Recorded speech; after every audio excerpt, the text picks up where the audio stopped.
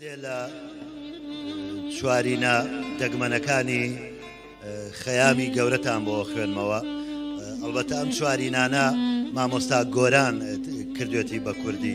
دیارە زۆر کەس چوارینەی خەیامی کردووە بە کوردی، بەڵام لەناو ئەوانەیە بەڕای من ئەوەی مامۆستا گۆران لە هەمویان زیاتر نزیکە لە ڕۆحی خەیامەوە.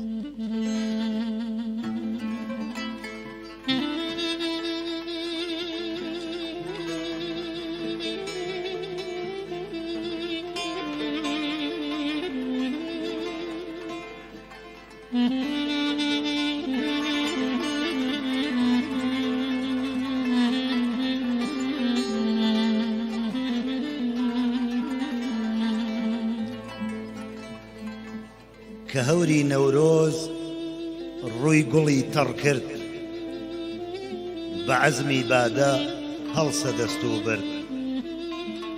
ئەم سەوزە جایی سەیرانگای تۆیە، سبەی لە خاکی تۆ ئەڕوێ وردورد.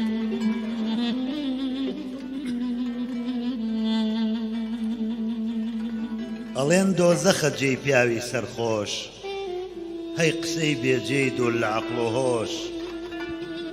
گەر عاشق و مەزگش بچنە دۆزەخ، بەهەشت ئەبێتە ناولەپێکی بۆش.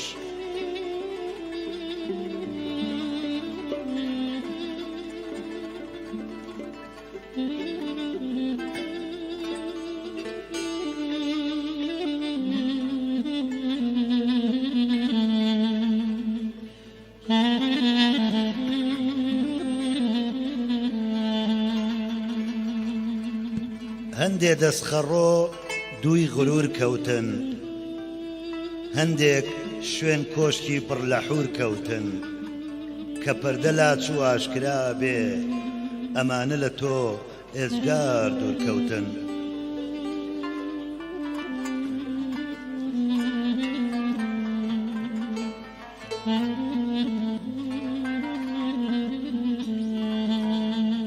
هەندێک لە بیردان بۆ مەزهەب و دین، هەندێک دوودڵی گومان و یەقین.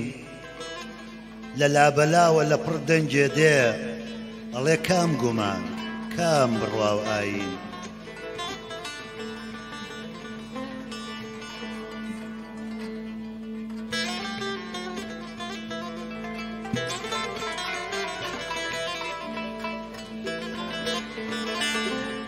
نەکەی تۆبەکەی لە مەیتا هەیە، تۆبە سەد تۆبەی بەدوادا هەیە.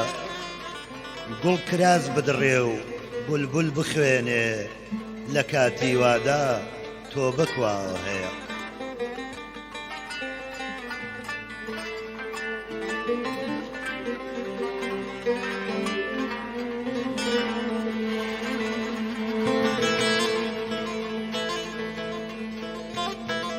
ئیتر بەیاخی نیفاق پەی ئەەکەم، بەمووی سپیەوە ڕوو لەمەی ئەەکەم. ژمارەی پێکی عومرم حەفتایە، ئێستا بەدمەستی نەکەم کەی ئەەکەم.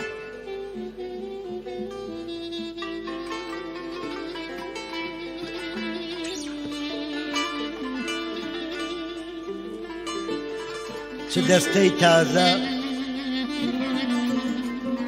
چ دەستەی تازە چ پیرانی کۆن، هەموو یەک بە یەک وەک هاتوون ئەڕۆن. دنیا نامێنێت تا سەر بۆ کەسیان، چۆن هاتن و چوون ئەبێ بێن بڕۆن.